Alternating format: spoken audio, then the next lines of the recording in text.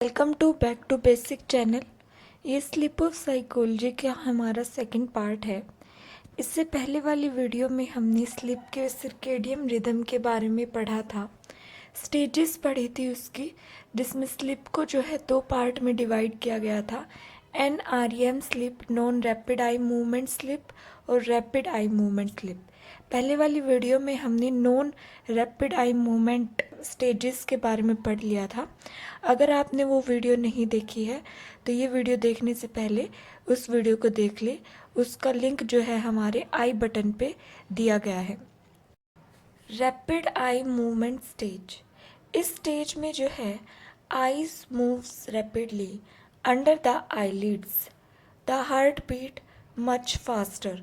हमारी heart beat जो है वो फास्टर रन करेगी, और जैसे हमारी जो आईलिड्स है अंदर की, वो जो है अंदर ही अंदर मूव करेगी आईज में।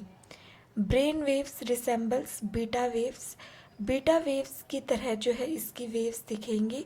हमने पढ़ा था बीटा वेव्स वो वेव्स होती है जब हमारी एक्टिव होते हैं, हम मेंटली एक्टिव होते हैं, जो वेव्स हमारे ब्रेन में उस टाइम पे चलती है वही जो है वो दिखेगी कि वैसी ही वेव्स जो है वो REM स्टेज में चल रही है। इस स्टेज को जो है वो पैराडॉक्सिकल स्लीप स्टेज भी कहते हैं। इस जो है आप डायग्राम से समझ सकते हैं, हम सबसे कम टाइम जो है वो N1 स्लीप में, N1 स्टेज में जो है रहते हैं। सबसे ज़्यादा टाइम जो है हम N2 में रहते हैं, और फिर जो है N3 हमारी डीप स्लीप की स्टेज है। उसके बाद जो है REM, जिसमें ड्रीमिंग की स्टेज होती है, इसमें जो है सबसे ज़्यादा रहते हैं। तो ये साइकिल बताई गई है। अगर जो है क्वेश्चन में ये आ जाए कि हम कौन से स्टेज में सबसे ज़्यादा जो है एक पर्सन रहता है, तो वो N2 की स्टेज है, लाइट स्लीप की। जब हम रात को सोते हैं तो हमारी 90 मिनट लॉन्ग स्लीप साइकिल चलती है, जिसमें से 20 से 30 मिनट जो है हम REM स्लीप में रहते हैं। ड्यूरिंग 8 आवर स्लीप में 4 और 5 पीरियड जो है वो REM स्लीप में होते हैं। 8 घंटे की नींद में जो है 90 मिनट्स, फिर जो है 90 मिनट्स होने के बाद जो है 90 minutes N1 N2 N3 REM, फिर जो है ये साइकिल ऐसे चलती है 8 घंटे की स्टेज में। Next is theories of sleep. दो थ्योरी है, अडेप्टिव थ्योरी और रिस्टोरेटिव थ्योरी। सबसे पहली थ्योरी है अडेप्टिव थ्योरी। इस थ्योरी कहती है कि sleep is a product of evolution. जो हमारी स्लीप है वो जो है इवोल्यूट होके जो है हमें हमारे पूर्वजों से मिली है। According to this theory, animals and humans evolve different sleep patterns to avoid predators. Normal hunting times would be at night. ये थ्योरी कहती है कि बहुत से एनिमल्स और ह्यूमंस इवोल्व होके आए हैं अलग अलग स्लीप पैटर्न से।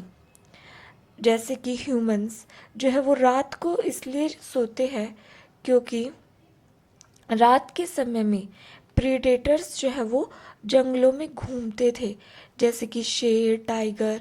तो उनसे बचने के लिए ह्यूमंस जो है वो एक सेफ प्लेस पर चले जाते थे, और वहाँ पर जो है उन्हें ये जो है प्रोसेस कंटिन्यू चलता रहा, जिसकी वजह से वहाँ पे वो रेस्ट कर लेते थे।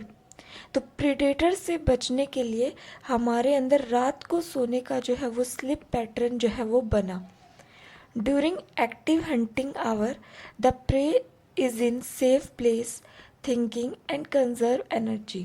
जब एक्टिव कहते हैं रात के समय में जो है ज़्यादा शिकार होने के चांसेस होते थे, इसलिए जो है प्रे जो शिकार हो जाने से का जिन्हें खतरा होता था, वे एनिमल्स जो है एक सेफ जगह पे जाकर जो है रेस्ट कर लेते थे, अपनी एनर्जी को कंजर्व कर लेते थे।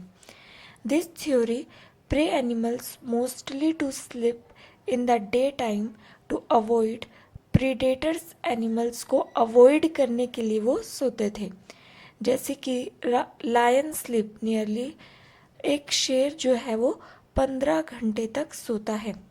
तो वो रात के समय में शिकार करता था और दिन के समय में जो है वो सोता था। तो ये जो है स्लिप पैटर्न हमारा बना है।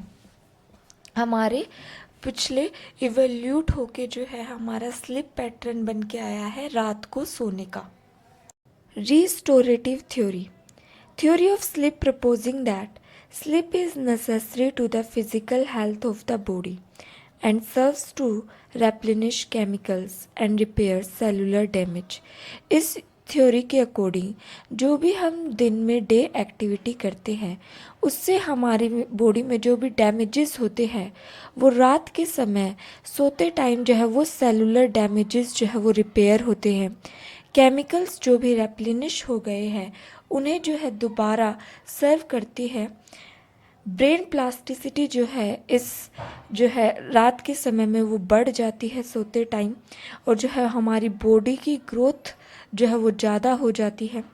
एंजाइम्स जो है वो हाई अमाउंट में वर्क करने लगते हैं। स्लीप जो है वो इम्पोर्टेंट होती है मेमोरीज फॉर्म करने के लिए भी। ऐसा जो है रिस्टोरेटिव थ्योरी का कहना है। Next topic is neural mechanism of sleep. Brain का कौन सा पार्ट जो है रिस्पॉन्सिबल है स्लीप के लिए? तो role of hypothalamus. Hypothalamus brain का पार्ट है जो रिस्पॉन्सिबल होता है स्लीप के लिए। हाइपोथैलेमस में से जो है मेलाटोनिन हार्मोन सेक्रेट होता है पीनियल ग्लैंड से, जो रिस्पॉन्सिबल होता है स्लीप के लिए। The release of melatonin is influenced by structure deep within tiny hypothalamus in an area of suprachiasmatic nucleus। हमारे हाइपोथैलेमस में सुपरकिस्मेटिक न्यूक्लियस जो है होता है जिसमें से मेलाटोनिन जो है हार्मोन रिलीज होता है। ये हार्मोन जो है पीनियल ग्लैंड से सिक्रेट होता है, रिस्पॉन्सिबल है ये स्लीप के लिए। Suprachiasmatic nucleus is internal clock which tells people when to wake up and to fall asleep। ये जो है इंटरनल क्लॉक की तरह काम करता है जो हमें बताता है कि कब हमें सोना चाहिए और कब जो है वो उठना चाहिए।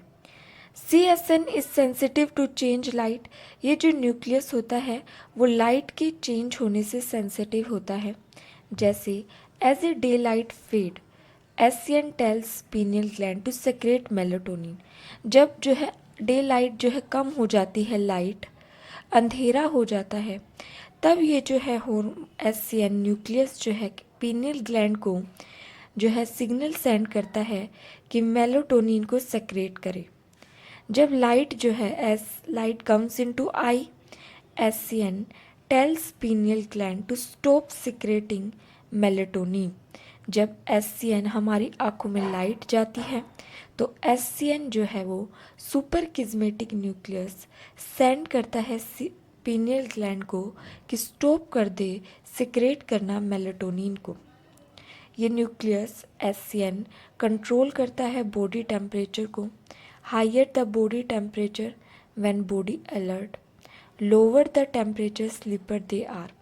जैसे कि जब हम अलर्ट होते हैं, जाग रहे होते हैं, हमारी बॉडी का टेम्परेचर जो है वो ज़्यादा होता है, लेकिन जब हम सो जाते हैं तो हमारी बॉडी का टेम्परेचर जो है वो कम हो जाता है। ये कौन कंट्रोल करता है? सुपरकिस्मेटिक न्यूक्लियस। सेरोटोनिन न्यूरोट्रांसमीटर भी जो है स्लीप में वर्क करता है। जब हम जाग रहे होते हैं, एक्टिव होते हैं, सेरोटोनिन जो है वो मोर एक्टिव होता है, लेकिन जब हम सो जाते हैं तो सेरोटोनिन जो है वो कम रिलीज होता है और जो है लेस एक्टिव हो जाता है। Sleep disorder. जब हम अच्छे से नींद नहीं ले पाते हैं तो कुछ डिसऑर्डर्स जो है हमारी बॉडी में हो जाते हैं। पहला डिसऑर्डर है insomnia, the inability to get to sleep, stay asleep और गेट क्वालिटी स्लीप ना ले पाने से इंसोम्निया डिसऑर्डर जो है वो हो जाता है। स्लीप वॉकिंग, सोमनेब्युलिज्म नींद में चलने वाली बीमारी होती है। These occurring during deep sleep, an episode of moving around और walking around in one sleep. हम जो है नींद में चलने लगते हैं, वॉक करने लगते हैं या कोई भी मूवमेंट करने लगते हैं, उसे स्लीप वॉकिंग डिसऑर्डर कहते हैं। Next is nightmares, big dreams occurring during REM sleep. इस स्टेज में जो है हमें बड़े बड़े ड्रीम्स, डरावने ड्रीम्स दिखने लग जाते हैं। Children spend more time in REM sleep than adult. Next disorder is night terror. This relatively rare disorder in which the person experiences extreme fear and screams or runs around during deep sleep without waking fully. ये जो है night terror, ये जो है rare disorder होता है जिसमें person को जो बहुत ज़्यादा और जो है उसके फिजियोलॉजिकल फंक्शन भी जो है वो एक्टिवेट हो जाते हैं, जैसे कि हार्ट बीट तेज हो जाना, जो है स्वेटिंग आना।